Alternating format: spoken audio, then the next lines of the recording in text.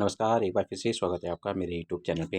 आप सभी लोगों को मैं बताना चाहूँगा कि अभी ये ब्रेकिंग न्यूज़ तो कह ही सकते हैं हम कि यूकेएसएससी के द्वारा जो हमारा स्नातक स्तरीय परीक्षा कराई गई थी, उसके पूरे चांसेस हैं कि वो री एग्ज़ाम होगा। क्योंकि कल भाजपा के कुछ विधायक भी मिले थे पुष्कर सिंह धामी से, तो उनका भी कहना है कि मतलब जो भी बच्चों के हित में भविष्य के लिए फैसला रहेगा वो लिया जाएगा। तो कन्फर्म है कि इसमें बच्चों के हित में ही फैसला आएगा और ये री एग्ज़ाम होगा। तो हम आज से कल से काम करेंगे कि वीडियो और वीडियो एग्ज़ाम्स जो पटवारी के लिए है उसके लिए भी बहुत ही महत्वपूर्ण एमसीक्यू सेशन लगाएंगे। और जो अभी हमने डिस्ट्रिक्ट सीरीज करके कुछ 2-3 वीडियो उसमें डाले हैं, तो उससे भी कंटिन्यू आगे करेंगे। अगर आप लोगों को अच्छा लगेगा तो ज़रूर मैं वो वीडियो कंटिन्यू करूँगा। ये हमारा जो वीडियो बनने वाला है, ये हमारा स्पेशली यूकेएसएससी के ईडीओ एग्ज़ाम से टारगेटेड है।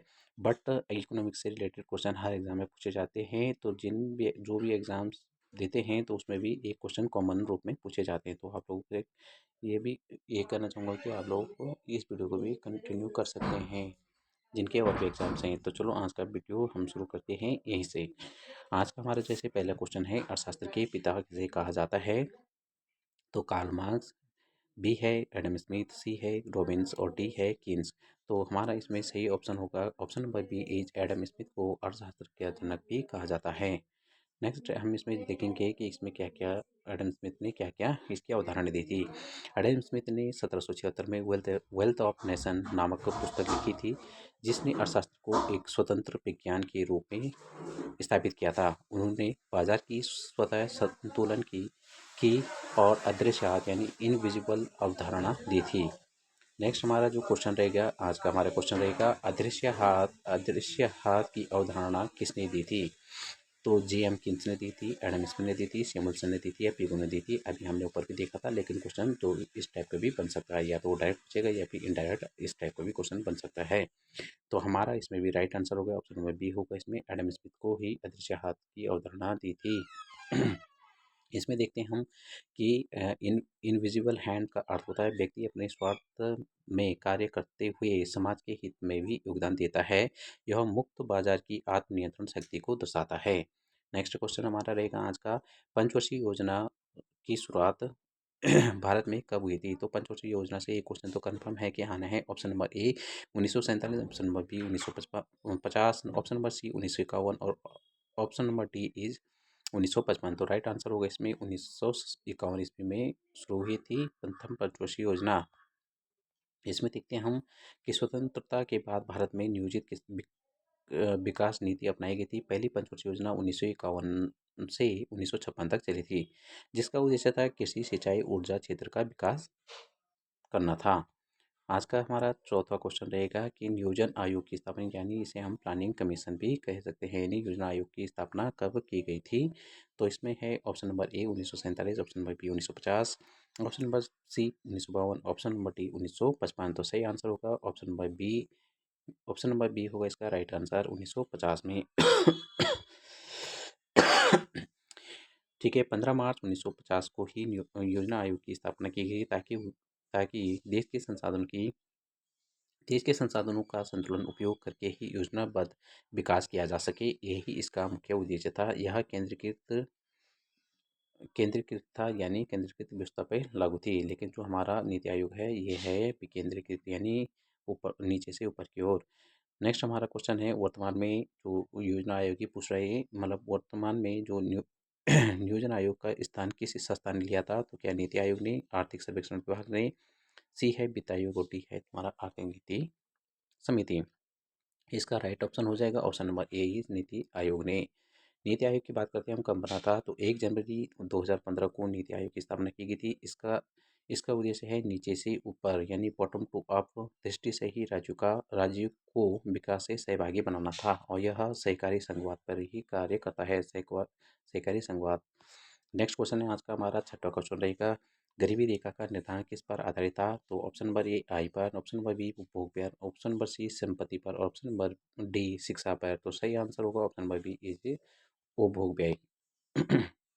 इसकी व्याख्या देखते हैं हम क्या है कि भारत में गरीबी रेखा व्यक्ति के न्यूनतम उपभोग व्यय यानी भोजन वस्त्र आवास पर आधारित है। योजना आयोग ने इसे ही 2400 कैलोरी और 2100 कैलोरी शहरी के पोषण मानक पर तय किया था। नेक्स्ट क्वेश्चन है आज का हमारा, गरीबी हटाओ का नारा किसने दिया था? ये तो बहुत ही कॉमन क्वेश्चन है। और क्या ये नेहरू ने दिया था? Option number B Indira Gandhi, option number C Rajiv Gandhi, option number D Manmohan Singh. तो सही आंसर होगा इसमें Indira Gandhi, option number B is right answer. 1971 में जब आम चुनाव में इंदिरा गांधी ने गरीबी हटाओ नारा दिया था, इसका उद्देश्य समाज के सबसे गरीब वर्ग को मुख्यधारा में लाना था। बेरोजगारी का वह प्रकार जिसमें मौसमी बेरोजगारी कार्य करता है, तो उसे ये किससे होना चाहिए? में छिपी बेरोजगारी, बी ऑप्शन है खुली बेरोजगारी, डी सी है मौसमी बेरोजगारी और चक्री बेरोजगारी। तो बेरोजगारी का वह प्रकार जिसमें मौसमी कार्य होते हैं, तो यह है मौसमी बेरोजगारी में होते हैं, यानी ऑप्शन नंबर सी ये किस चीज से ही रिलेटेड है। अब देखते हैं हम इसमें क्या है ऑप्शन। यह बेरोजगारी उस समय होती है जब कार्य केवल किसी विशेष मौसम में उपलब्ध होता है, जैसे कृषि या निर्माण कार्य। बाकी समय व्यक्ति व्यक्ति जो है बेरोजगार रहता है, तो इसे क्या कहा जाता है? मौसमी बेरोजगारी कहा जाता है।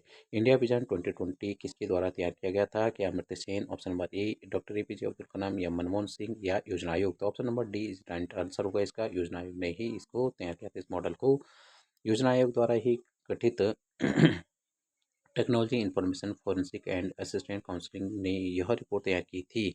यह योजना आयोग के अंतर्गत आता है, लेकिन यहाँ पे एपीजे अब्दुल कलाम गलत आंसर होगा।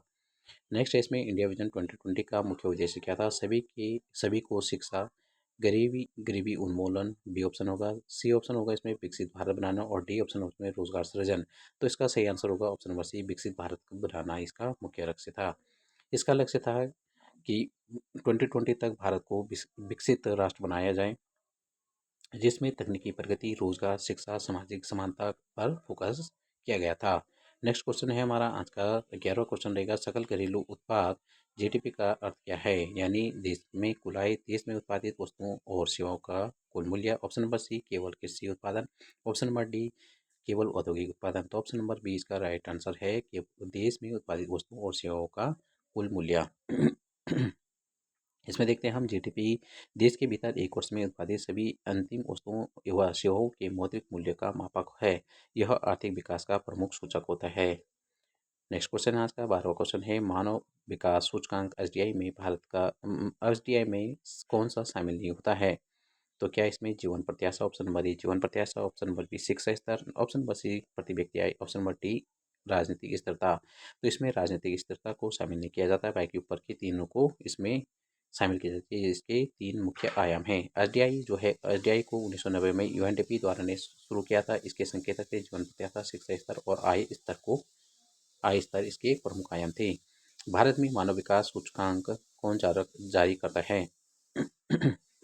भारत का मानव विकास सूचकांक कौन जारी करता है? तो नीति आयोग करता है, संयुक्त राष्ट्र विकास परिषद का कार्यक्रम करता है, विश्व बैंक या आईएमएफ। तो राइट आंसर होगा इसमें option number B UNDP. Next question है हमारा आज का अच्छा सॉरी, इसमें देखते हैं हम, रिपोर्ट हर वर्ष जो है यूएनडीपी यानी यूनाइटेड नेशन डेवलपमेंट प्रोग्राम द्वारा प्रकाशित की जाती है। यह सामाजिक व आर्थिक प्रगति का अंतर्राष्ट्रीय पैमाना है। नेक्स्ट क्वेश्चन है आज का 14 क्वेश्चन होगा, जीएनपी बराबर जीडीपी में क्या जोड़ा जाए कि जीएनपी निकलता है? तो क्या विदेशी निवेश या शुद्ध विदेशी आय, सरकारी व्यय या पूंजी निर्माण? तो इसमें जोड़ा जाता है ऑप्शन नंबर बी यानी शुद्ध विदेशी आय को जोड़ा जाता है। जीएनपी क्या होता है? ग्रोस नेशनल प्रोडक्ट होता है। देशवासियों द्वारा विदेश से प्राप्त आय जोड़ दी जाती है, विदेशों और विदेशियों को दी गई आय घटाई जाती है, तब हमारा जीएनपी निकलता है। मुद्रास्फीति का अर्थ क्या होता है? मुद्रास्फीति देखेंगे हम, मुद्रा ऑप्शन नंबर ए मुद्रा की क्रय शक्ति में कमी, ऑप्शन नंबर बी उत्पादन में वृद्धि, ऑप्शन नंबर सी रोजगार में कमी, ऑप्शन नंबर डी निर्यात में वृद्धि। तो option number A is right answer होगा इसका। मुद्रा की क्रय शक्ति में जब कमी हो जाती है, तब मुद्रास्फीति की स्थिति होती है। जब बाजार में वस्तुओं की तुलना में मुद्रा की मात्रा अधिक हो जाती है और वस्तुओं के दाम बढ़ते हैं, यही मुद्रास्फीति यानी इन्फ्लेशन होता है।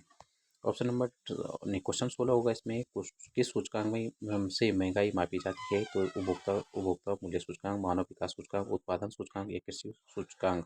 तो राइट ऑप्शन होगा इसमें उपभोक्ता मूल्य सूचकांक, option number A is right answer. CPI से यह पता चलता है कि उपभोक्ता के खर्च की वस्तुएं कितनी महंगी हुई है। आरबीआई इस पर आधारित मुद्रास्फीति का विश्लेषण करता है। भारत में बेरोजगारी का प्रमुख कारण क्या है? पूंजी की कमी है, श्रम की कमी है, जलवायु परिवर्तन या विदेशी व्यापार। तो option number A is right answer होगा, इसमें पूंजी की कमी है। भारत में उद्योगों व निवेश के लिए पर्याप्त पूंजी की कमी है, जिससे उत्पादन रोजगार के अवसर सीमित रहते हैं।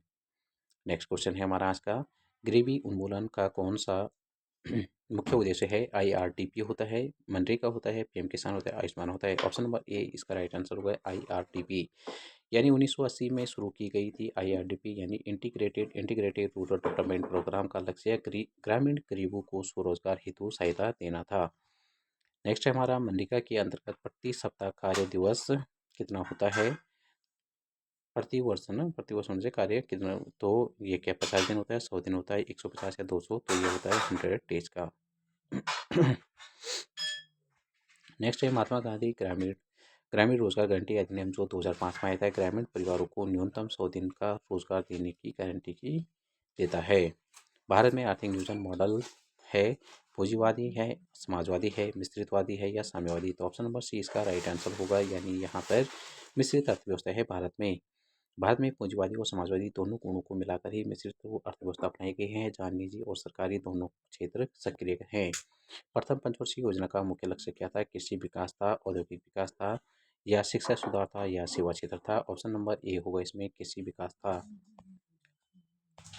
ठीक है, 1951 से 1956 में पहली योजना देश की खाद्य ऊर्जा आवश्यकताओं को पूरा करने के लिए कृषि व सिंचाई पर विशेष बल दिया गया था।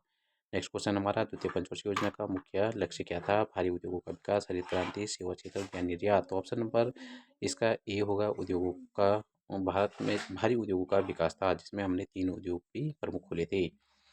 1956 से 51 तक योजना माल मॉडल पर आधारित था, जिसका फोकस औद्योगिकरण और भारी उद्योगों के विकास पर था। नेक्स्ट क्वेश्चन है हमारा, गरीबी मापन के लिए तेंदुलकर समिति ने कौन सा वर्ष लिया था? तो तेंदुलकर समिति ने कौन सा वर्ष लिया था? Option number A 2004-05, option number B 2009-10, option number C होगा 2011-12, ऑप्शन नंबर डी होगा 2015-16। तो ऑप्शन नंबर ए इसका राइट आंसर होगा, 2004-05 को इन्होंने आधा वर्ष माना था।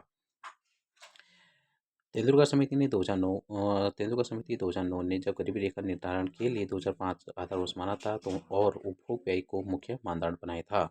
नेक्स्ट क्वेश्चन है हमारा, ईज ऑफ डूइंग रिपोर्ट किस संस्था द्वारा जारी की जाती है? IMF द्वारा, विश्व बैंक द्वारा, WTO द्वारा या UNDP के द्वारा? तो इसका सही आंसर होगा हमारा, विश्व बैंक के द्वारा ये शुरू की जाती है। ऑप्शन नंबर 20 का राइट आंसर है। यह रिपोर्ट निवेश और व्यापारिक वातावरण सुगमता को मापती है, पर भारत ने पिछले वर्षों में इसमें उल्लेखनीय सुधार भी किया है। नेक्स्ट क्वेश्चन है, नीति आयोग के प्रथम उपाध्यक्ष कौन थे? तो नीति आयोग के प्रथम उपाध्यक्ष के बारे में बात कर रहे हैं, तो मनमोहन सिंह थे, अरविंद पनगड़िया, राजीव कुमार या Amitabh Kant? Option number B होगा, इसमें अरविंद पनगड़िया। अब देखते हैं हम इसमें थोड़ा व्याख्या देखते हैं। नीति आयोग के जो का गठन होता है 1 जनवरी 2015 को हुआ था, और इस समय जो अर्थशास्त्री अरविंद पनगुड़िया थे, ये इसके पहले उपाध्यक्ष बनाए गए थे। इसका उद्देश्य था सहयोगात्मक संघवाद को बढ़ावा देना था। तो ये थे दोस्तों आज के हमारे 25 क्वेश्चन, जो आपको भी अच्छे लगेंगे, और आपको अच्छे लगते हैं तो कृपया वीडियो को लाइक शेयर जरूर करिए, और हो सके तो ये सब्सक्राइब भी कर देना। आगे वीडियो को देखने के लिए आप ऐसे ही हमारे चैनल पर बने रहिए। धन्यवाद।